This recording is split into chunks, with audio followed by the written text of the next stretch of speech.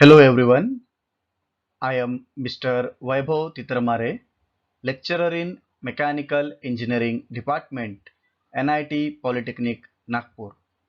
I welcome you all in this ninth lecture of subject Mechanical Engineering Material. Today's topic for discussion is iron-carbon equilibrium diagram. Let us summarize the previous lecture. In previous lecture, we have studied about the solidification of pure metal and alloy. We also studied about the phase diagram, that is the graphical representation of various phases with respect to temperature and composition. We also studied about the various phase diagram, that is isomorphous diagram, eutectic diagrams and eutectoid diagrams. So I hope you have studied well. So the learning outcomes. After completion of this lecture, you are able to draw iron-carbon equilibrium diagram, understand various phases on iron-carbon diagram. These are the program outcomes that are achieved when we study this particular topic. Let us start our lecture. The first topic for today's discussion is allotropy or polymorphism. So allotropy या polymorphism क्या है, देखते हैं. Many metallic elements changes their arrangement of atoms and lattice structure due to changing external condition of pressure and temperature. Such changes of phases in solid state is called as polymorphism or allotropy. दुनिया में ऐसे बहुत सारे metals है, उनका अगर हमने condition जैसे कि प्रेशर और टेम्परेचर अगर हमने चेंज किया तो उनके एटम्स का अरेंजमेंट या फिर लैटिक का स्ट्रक्चर चेंज हो जाता है. उस प्रॉपर्टी ऑफ मटेरियल को हम क्या बोलते हैं, पॉलीमॉर्फिज्म बोलते हैं. इसके एक डेफिनेशन है, it is the existence of more than one type of lattice structure depending upon the temperature. This changes of crystal structure is called as allotropy और polymorphism. It is the existence मतलब रहना, एक metal के अंदर एक से ज्यादा crystal structure रहना, एक मटेरियल के या एक मेटल से एक से ज्यादा स्ट्रक्चर रहना. This is nothing but the allotropy. जैसे iron is a allotropic material, cobalt, chromium and tin. इसको हम इस फिगर से देखते. देखिए, इस y एक्सिस के ऊपर हमने टेम्परेचर लिया और x एक्सिस के ऊपर हमने टाइम लिया है.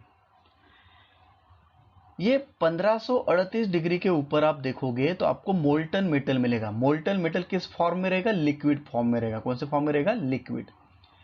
जैसे ही इस लिक्विड को हम कूल करना चालू करेंगे 1538 मतलब 1538 डिग्री सेंटीग्रेड से 1394 डिग्री सेंटीग्रेड तक, तो इस लिक्विड का हमें मिलेगा डेल्टा आयरन. क्या मिलेगा हमें, डेल्टा आयरन, जिसका फॉर्म रहेगा बीसीसी. उसका स्ट्रक्चर कौन सा रहेगा, बीसीसी. फिर हमने इस डेल्टा आयरन को 1394 से 912 तक सॉलिडिफाई किया, मतलब कूल किया, तो हमें क्या मिलेगा, गैमा आयरन. गैमा आयरन मतलब होता है आस्टेनाइट. इसका स्ट्रक्चर है एफसीसी.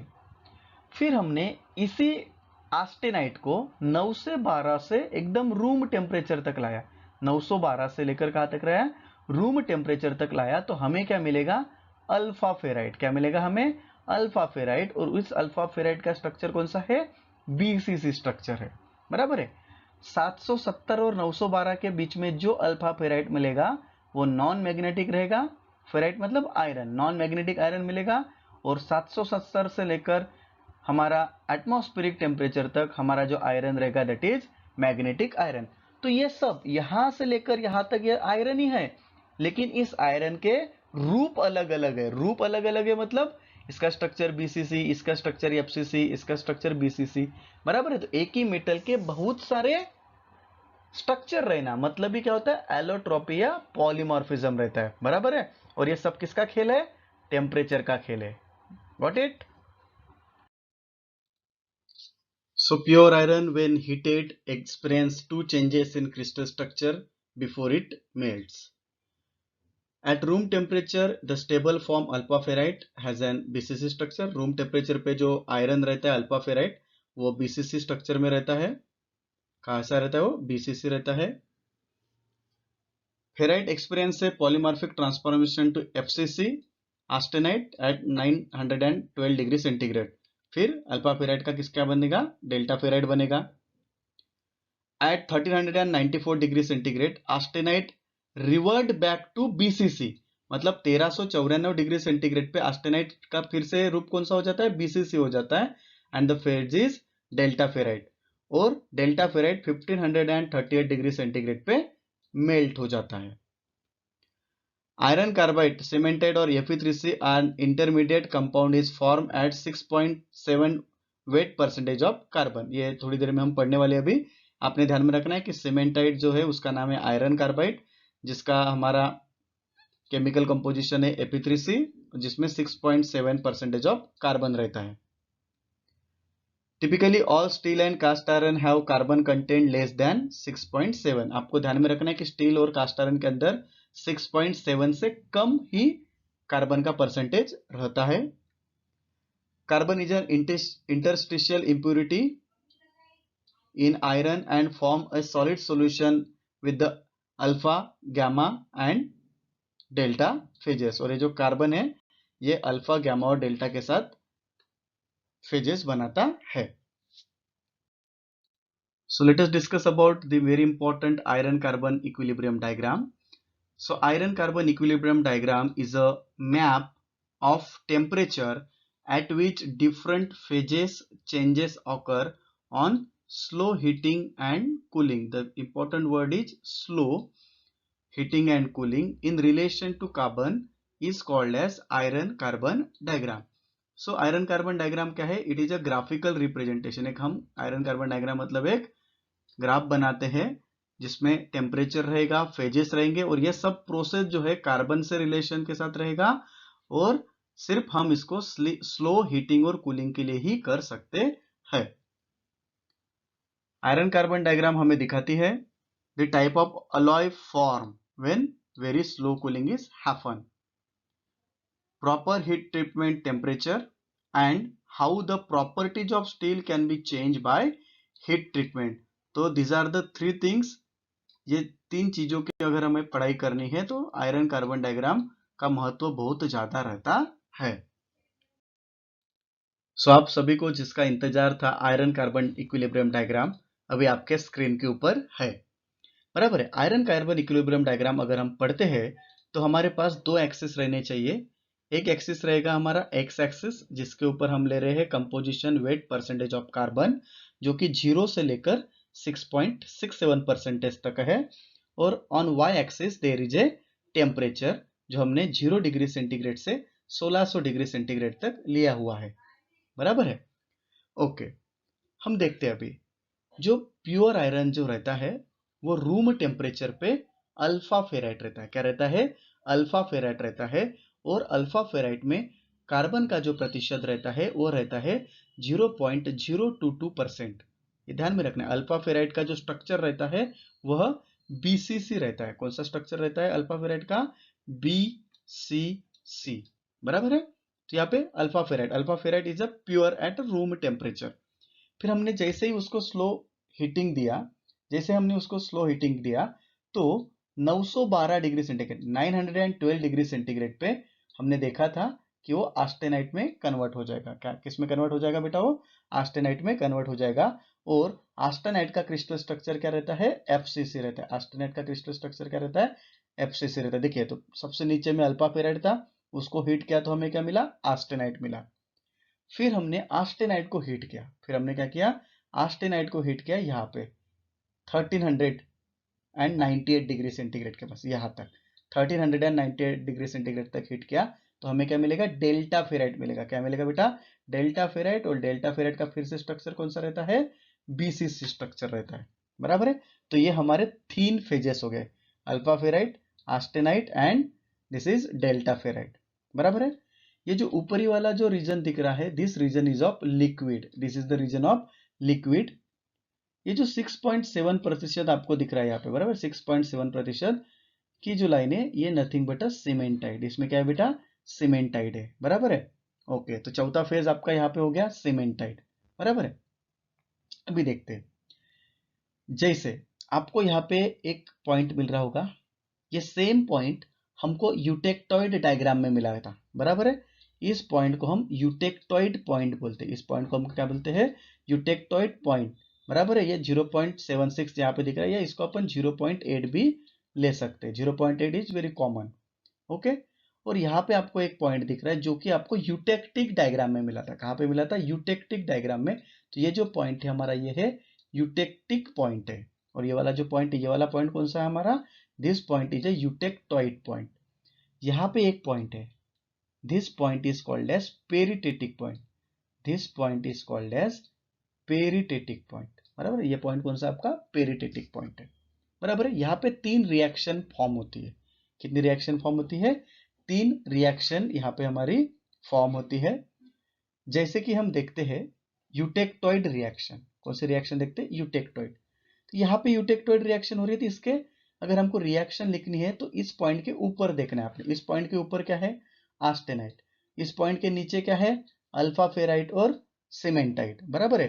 तो यूटेक्टॉइड रिएक्शन में क्या होगी, आस्टेनाइट जो है, आस्टेनाइट के 2 टुकड़े होंगे, अल्फा प्लस Fe3C। ये जो अल्फा प्लस Fe3C है, इसको हम परलाइट बोलते हैं। क्या बोलते हैं उसको, हम परलाइट बोलते हैं, बराबर है, परलाइट। थोड़ी देर में अपन देखेंगे परलाइट की क्या प्रॉपर्टी है। अल्फा और Fe3C मतलब अल्फा फेराइट और सीमेंटाइट का मिक्सचर रहता है परलाइट।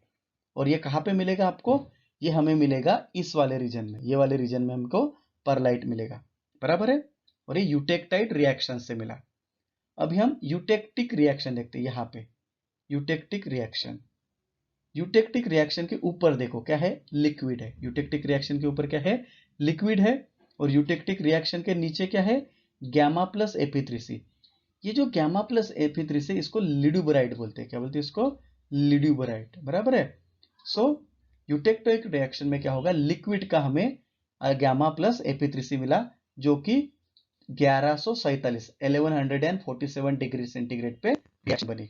और ये यूटेक्टॉइड रिएक्शन कहाँ पे बनी थी, 727 पे, बराबर है। तो यूटेक्टिक रिएक्शन का आपका ये क्या रहेगा, हमें क्या मिलेगा, यूटेक्टिक रिएक्शन से लिड्यूबराइड मिलेगा, और यूटेक्टॉइड रिएक्शन से हमें क्या मिलेगा, परलाइट मिलेगा, बराबर है।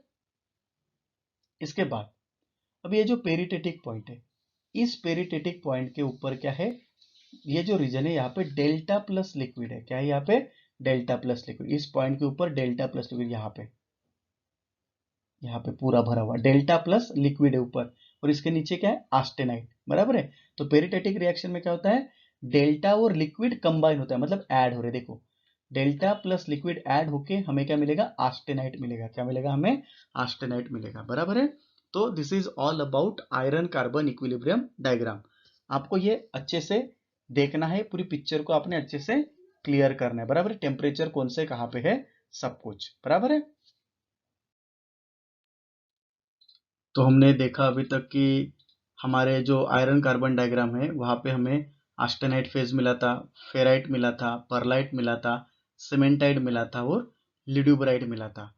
तो ये जो 6 फेजेस जो हमको मिले थे, वो स्लो कूलिंग और हीटिंग से मिलते हैं। लेकिन ये जो मार्टेनसाइट है, ये रैपिड कूलिंग और हीटिंग करेंगे तब मिलेंगे। मार्टेनसाइट के लिए एक सेपरेट डायग्राम है, TTT डायग्राम, वहाँ पे हम मार्टेनसाइट को डिटेल में पढ़ने वाले हैं। आयरन कार्बन डायग्राम के ऊपर मार्टेनसाइट हमें दिखता नहीं है। So this is the alpha ferrite microstructure as it is observed in a microscope. So ferrite is also known as a alpha solid solution. और जो फेराइट जो रहता है, it is an interstitial solid solution of small amount of carbon is dissolved in alpha, that is BCC iron. तो हमें पता है कि अल्फा आयरन में हमारा जो कार्बन का प्रतिशत रहता है, वो रहता है 0.022%, राइट। वो स्मॉल अमाउंट ऑफ कार्बन रहता है अल्फा आयरन में। It is a pure form of iron we can say. ये जो स्टेबल रहता है बिलो 912 डिग्री सेंटीग्रेड, इसके नीचे ये दिखेगा आपको, इसके ऊपर नहीं दिखेगा। Yes it is the maximum solubility of carbon is, मतलब ज्यादा से ज्यादा इसमें कार्बन 0.022% रहता है। कहाँ पे? At 723 degree centigrade, and it dissolve only 0.008% at room temperature, और रूम टेम्परेचर पे आपको सिर्फ और सिर्फ 0.008% कार्बन ही रहेगा। ये बहुत इंपॉर्टेंट है, ध्यान में रखना है। और सबसे ज्यादा important is the softest and ductile phase that appears on the diagram. Iron carbon diagram के ऊपर का सबसे सॉफ्ट वाला जो फेज कोई है तो वो है alpha ferrite. So this is the austenite structure. So austenite is an interstitial solid solution of carbon dissolved in gamma iron. Austenite का जो क्रिस्टल स्ट्रक्चर रहता है वो FCC रहता है। The maximum solubility is 2.14%। Austenite में 2.1% ऑफ कार्बन रहता है at 1147 degree centigrade. It is high formable. Most of the heat treatment begin with this single phase. It normally not stable at room temperature, आपको room temperature पे austenite मिलेगा नहीं। So let us discuss about the next phase, that is delta ferrite. Delta ferrite melts at 1538 degree centigrade, यहाँ पे melt होता है। Delta ferrite मतलब iron, iron जो रहता है वो 1538 डिग्री सेंटीग्रेड पे मेल्ट होता है, ये आपने ध्यान में रखना है। It has the same structure as alpha ferrite that is BCC। जैसे अल्फा फेराइट का स्ट्रक्चर BCC था तो डेल्टा फेराइट का भी स्ट्रक्चर BCC है। It's stable only at high temperature, that is above 1394 degree centigrade. High temperature पे मिलेगा आपको ये, लो टेम्परेचर पे मिलता नहीं है। So the next phase is cementite. It is the hardest phase on iron carbon diagram. Cementite or iron carbide is the very hard, intermediate and brittle compound of iron and carbon, and its chemical composition is Fe3C. It contains 6.67% of carbon. Yes, it is the hardest structure. It is the hardest structure that appears on the diagram. The crystal structure is orthorhombic. इसका जो crystal structure है वो कौन सा है? Orthorhombic. ये भी ध्यान में रखना है आपने। It has low tensile strength, approximately 5000 psi, but high compressive strength. So these are the properties of cementite. So let us discuss the next phase, lidubbrite. This is the image of lidubbrite which appears in a microscope. Lidubbrite is an eutectic mixture of austenite and cementite. हमें जो लिड्यूब्राइट मिला था वो eutectic reaction से मिलता है, और ये मिक्सचर है ऑस्टेनाइट और सीमेंटाइट का। अगर आपको याद है आयरन कार्बन डायग्राम में हमने देखा था कि 4.3% का जो कार्बन था वहां से नीचे अगर हमने देखेंगे 4.3% ऑफ लिक्विड जो था वो डिकम्पोज होके फिर हमको ऑस्टेनाइट मिला था और Fe3C मिला था, और ऑस्टेनाइट और Fe3C को क्या बोलते हैं? हम लिड्यूब्राइट बोलते हैं। And it contains 4.3% of carbon and at 1147 degree Celsius, ये आपने ध्यान में रखना है। So the next structure is perlite. This is the microstructure of perlite which is appeared in a microscope. Perlite luster like a pearl, ये मोती जैसे चमकता है इसलिए इसका नाम perlite है। Perlite is a eutectoid mixture of containing 0.76% of carbon and it's formed at 727 degree centigrade on very low cooling. It is a very fine plate-like or lamellar structure of ferrite and cementite. Laminar या fine plate structure is just like this, मतलब ये layers type structure रहता है इसका। The white ferritic background or matrix contain thin plates of cementite. Perlite luster like a pearl, मोती जैसे चमकता है इसलिए इसको perlite कहते हैं। It contains 88.5% of ferrite and 11.5% of cementite. It is obtained from austenite when slowly cooled below 727 degree centigrade. So we have finished all the phases and iron carbon diagram. After completion of this lecture, we have some unit outcome, that is use the iron carbon diagram for given applications. Let us revise the today's lecture. In today's lecture, we have learned about the allotropy, that is polymorphism. We also learn about the iron carbon diagram. We also learn about the phases on iron carbon diagram. And these are the program outcomes achieved by this lecture. So these are the most likely question asked in MSBT. Okay, so define allotropy, draw iron carbon diagram, identify phases on iron carbon diagram, explain delta ferrite and pearlite, explain liduberite and cementite, explain alpha ferrite and austenite. So now we are at the end of the lecture. So thank you very much. In next lecture, we are going to learn about the iron carbon diagram, reactions and critical temperature. If you have any doubt in today's lecture, please contact with me. Have a nice day and happy learning.